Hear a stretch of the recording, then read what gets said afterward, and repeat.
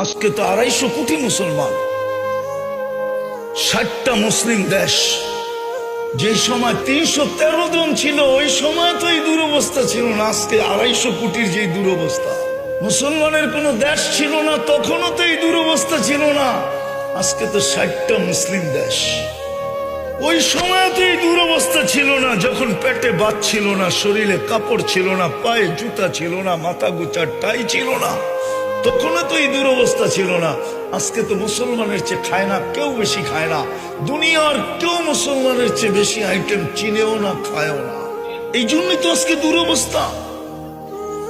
নাইলে আমার যুগ বিয়োগে তো মিলে না। আপনাদের মিলে কিনা জানি না। আমি 14 বছর আগে ফিলিস্তিন দেখছি, 14 বছর আগে।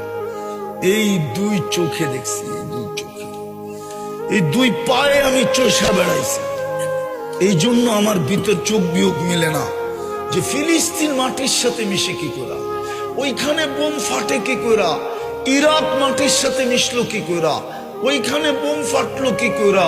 ফিলিস্তিনে তো ইব্রাহিম খলিল ঘুমাইতেছে ওয়াদিয়ে খলিলে, আরেকদিকে যদি তাকাই তো মুসা আলাইহিস সালাম ঘুমাইতেছে কসিবে আকমারে। মধ্যখানে তো দেখি 70 জন নবীর কবর চিহ্নিত।